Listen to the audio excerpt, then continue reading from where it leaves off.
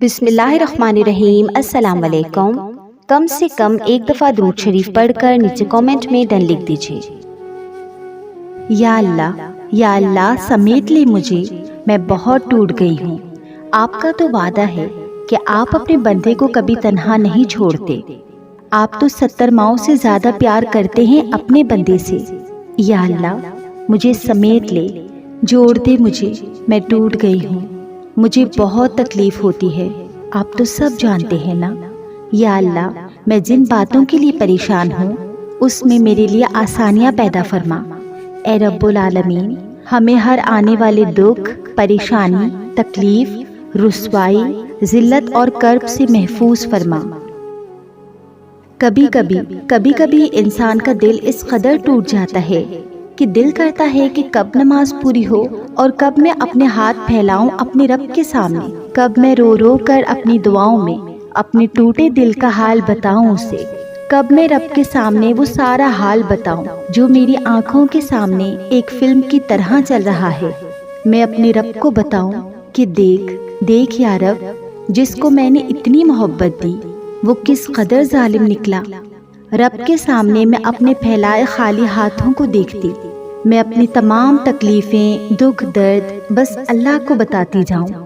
اے رب کائنات مجھے تجھ سے کوئی شکوہ نہیں ہے، تو میرے لیے بہترین کرتا ہے۔ تیرے بندوں سے ہے شکوہ مولا، یہ بندے بہت بے رحم ہے۔ کبھی تو اتنی عزت دیتے ہیں کہ زمین سے اٹھا کر آسمان تک لے جاتے ہیں، اور کبھی اس طرح گراتے ہیں کہ انسان اٹھنا بھول جاتا ہے۔ کبھی اتنی عزت دیتے ہیں کہ انسان کو خاک سے سونا بنا دیتے ہیں، اور کبھی ایسے بدلتے ہیں کہ لہجے اور طنز کے تیر دل کو مار دیتے ہیں۔ اے رب کائنات مجھے تیری ذات سے بالکل بھی کوئی شکوہ نہیں، تو جس حال میں بھی رکھے میں تیری شکر گزار ہوں مولا۔ ذرا سوچو، اگر اللہ تمہیں تکلیف نہ دے تو تم اپنے رب کی طرف کیسے جاؤ گے؟ کیونکہ خوشی میں تو تم اپنے رب کو یاد ہی نہیں کرتے۔ اگر وہ ہمیں مصیبت میں نہ ڈالے تو یہ آنکھ اس کے سامنے کیسے روئے؟ کبھی تو ہم دعا مانگنا ہی بھول جاتے ہیں۔ اگر وہ رب ہمیں ہمارے گناہوں کے سبب نہ پکڑے تو ہم اپنے اس دل پہ لگے کالے دھبے کو کیسے مٹائیں گے؟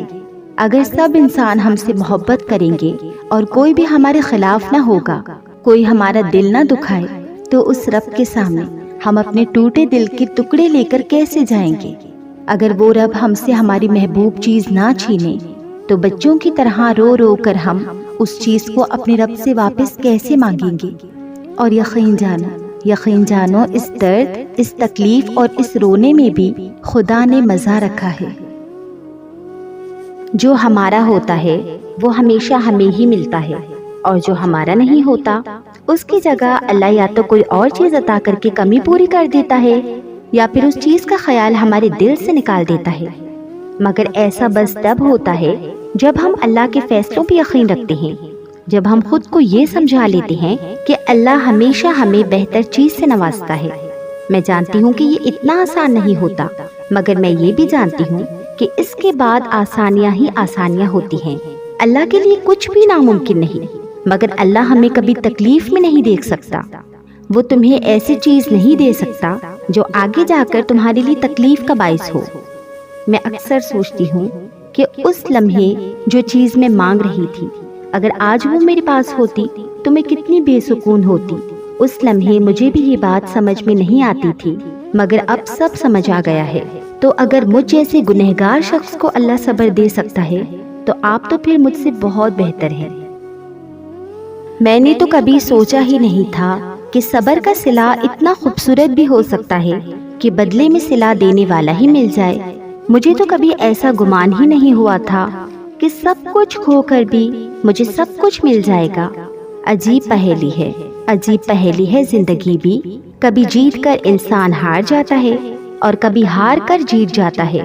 مجھے لگتا تھا کہ جیت جانے کا مطلب اپنی من پسند چیز حاصل کر لینا ہے، مگر اب مجھے سمجھ آئی ہے کہ اپنی من پسند چیز ہار کر اللہ کو پا لینا ہی اصل جیت ہے۔ تبھی تو ہر جیت پرسکون نہیں ہوتی اور ہر ہار بے سکون نہیں ہوتی۔ یہ بات سمجھنے میں بہت دیر لگی مجھے کہ اللہ کی محبت کے سوا ہر محبت آزمائش ہے۔ اس کی محبت کے سوا ہر محبت بس خود غرض ہے۔ یہاں تو سودے بازی چلتی ہے، یہاں تو جذبات منہ مانگی قیمت پر بکتے ہیں۔ جس نے زیادہ بولی لگائی محبت اسی کی ہوئی، اور مجھ جیسے کچھ ان کا کاسا خالی ہی رہتا ہے۔ اور پتہ ہے اللہ کاسا خالی کب رکھتا ہے؟ جب وہ چاہتا ہے کہ تمہیں اسے بڑھنے کی لگن اس کی جانب کھینچ لائے۔ اور جب میں یہ سوچتی ہوں تو میرا دل مجھ سے راضی ہو جاتا ہے، کیونکہ بھری ہوئی غافل جھولی سے اللہ کو یاد کرتا ہوا خالی کاسا بہت بہتر ہوتا ہے، اور جو اس کو یاد کرتا ہے اس کو دنیا یاد رکھتی ہے۔ سو آج جس مقام پہ میں ہوں وہاں بس میرا اللہ ہے، اور اس سے بڑی فتح کیا ہو سکتی ہے کہ سب کو ہار کر میں نے اللہ کو جیت لیا۔ اب ہار میرے مقدر کا حصہ نہیں رہی۔ دینے والے سے محبت کر لو، پھر وہ سب ملے گا جو ملنے والا نہیں۔ تہجد کی ایک بے سکون رات باقی ساری عمر کی راتوں کو باسکون بنا دیتی ہے۔ توکل معجزوں کا دروازہ ہے، ایسا دروازہ جس میں بے یقین لوگ کبھی داخل نہیں ہو سکتے۔ تمہارا مقدر تمہارے اپنے ہاتھ میں ہے۔ زندگی کو پرسکون اور بے سکون تم خود ہی بناتے ہو۔ تم وقت کے ساتھ نہیں چلتے، بلکہ جہاں جو حادثہ روک دے وہیں تمام عمر ٹھہرے رہتے ہو۔ تمہارے آس پاس کتنی بے شمار نعمتیں ہوتی ہیں، اور تم صرف ایک محرومی کے لیے ان سب کو نظر انداز کر دیتے ہو۔ تم سوچتے ہو کہ دعا مانگنا چھوڑ دینا یقین اور صبر ہے، مگر حقیقت اس سے بہت مختلف ہے۔ یقین تو وہ ہے جب کچھ نہ ہونے کے بعد بھی دعا کے لیے ہاتھ اٹھائے جاتے ہیں۔ صبر تو وہ ہے کہ دل کے تڑپنے کے باوجود معاملات اللہ کو سونپ دیے جاتے ہیں۔ ہاں ایسا کرنا آسان نہیں ہوتا، مگر ہاں ایسا کر لینے کے بعد آسانیاں ہی آسانیاں ہوتی ہیں۔ پھر کیوں پریشان ہوتے ہو؟ جو کام تم نہیں کر سکتے انہیں اللہ کے حوالے کرنا سیکھو، اور جو کام اللہ کے حوالے کر دو اس پر کبھی پریشان مت ہو۔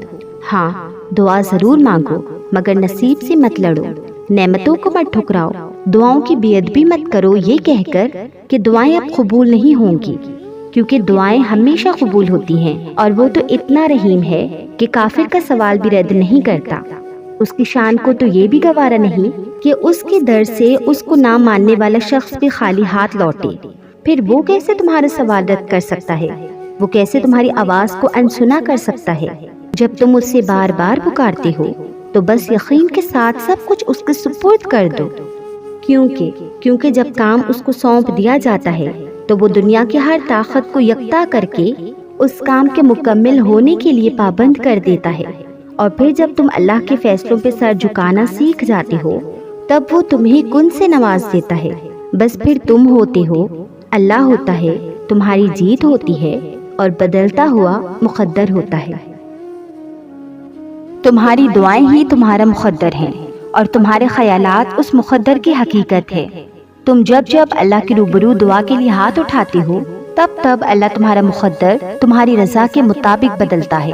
اور سچ یہی ہے کہ زندگی میں تمہیں وہی ملتا ہے جس کے لیے تم کوشش کرتے ہو، اور تم وہی پاتے ہو جس پر تم صبر کرتے ہو، کیونکہ اللہ اس جھولی کو کبھی خالی نہیں رکھتا جو صرف اس کے سامنے پھیلائی جاتی ہو۔ بس مسئلہ یہ ہے کہ تم ذرا سے انتظار کرتے ہو اور تھک جاتے ہو، پھر خود ہی گمان کر بیٹھتے ہو کہ دعائیں قبول نہیں ہوتی، یا اب بہت دیر ہو گئی ہے اور اب کچھ نہیں بدل سکتا۔ حالانکہ وہ رب تو اپنے کاموں میں دیر سویر ہونے نہیں دیتا۔ جو تمہیں دیری لگ رہی ہوتی ہے وہ دراصل اس کی حکمت ہوتی ہے، اور جو بھی تمہیں ملتا ہے اپنے اور صحیح وقت پر ہی ملتا ہے۔ تو پھر ڈر کے ان وسوسوں کو کبھی جیتنے مت دینا، ذرا سی تاخیر پر مایوس مت ہو جانا۔ حالات کتنے ہی مشکل کیوں نہ ہو، تم دعا کرنا کبھی مت چھوڑنا، کیونکہ اس کا ایک کن تمہاری صدیوں کا کام لمحوں میں کر سکتا ہے، اور جو دعا کا خیال تمہارے دل میں لا سکتا ہے وہ اس خیال کو تمہارا مقدر بنانے پر بھی قدرت رکھتا ہے۔ دعا کی توفیق کی قبولیت کی سب سے بڑی دلیل ہے جسے کوئی رد نہیں کر سکتا، تمہارا نصیب بھی نہیں۔ جب میرے رب نے مجھے میرے نصیب بدلنے کا اختیار دے رکھا ہے تو میں کیوں نہ اس سے مناؤں؟ محرم کو مت مانگو، محبت کو مت مانگو، کیوں؟ میں تو فرشتہ نہیں، میرے جذبات بھی ہیں اور احساسات بھی ہیں۔ میں نے صبر بھی کرنا ہے اور شکر بھی، میں نے ضبط بھی کرنا ہے اور سجدہ بھی، میں نے اللہ کی رضا میں راضی بھی ہونا ہے اور اس کو اپنی رضا کے لیے منانا بھی ہے، کیونکہ یہ میرے اختیار میں نہیں ہے کہ میں کیسا محسوس کرتی ہوں یا مجھے کیسا محسوس کرنا چاہیے۔ جہاں اس نے مجھے مسکرانے کا حق دیا ہے، وہیں رونے کے حق سے بھی نوازا ہے کہ جب کہہ نہ پاؤ تو رو دینا، جب کچھ بدل نہ پاؤ تو دعا کرنا، تب تک مانگنا جب تک وہ راضی نہیں ہو جاتا، یا جب تک مجھے اپنی رضا میں راضی نہیں کر لیتا تو میں تو مانگوں گی، بار بار مانگوں گی، بے شمار مانگوں گی، کبھی فرض عبادات میں اور کبھی تہجد کے سجدوں میں، کیونکہ میرے پاس اس کے در کے سوا اور کوئی در موجود نہیں ہے، اور جب اس کا در میری دسترس میں ہے تو میں کیوں مانگوں دنیا سے، میں کیوں منت کے دھاگے باندھوں؟ جب میں اس سے خود ملاقات کر سکتی ہوں تو پھر میں کیوں خود کو دنیا کی حدود میں محدود کروں؟ مجھے مانگنا ہے، مجھے اس کو منانا ہے، مجھے تھکنا نہیں ہے، کیونکہ میں جانتی ہوں کہ جو نصیب سے بھی نہیں مل پاتا وہ تہجد سے مل جاتا ہے۔ مجھے بس اسی سے مانگنا ہے، اور یہ صرف میرا اور اس کا معاملہ ہے کہ میں اس سے کیا مانگتی ہوں یا میں کیا چاہتی ہوں۔ تیسری ذات کو پھر میں کیوں شامل کروں جب مجھے میری رب کی ذات ہی کافی ہے؟ جب مجھے ایک اسی کا ہونا مکمل کرتا ہے تو میں کیوں لوگوں کے پیچھے بھاگوں؟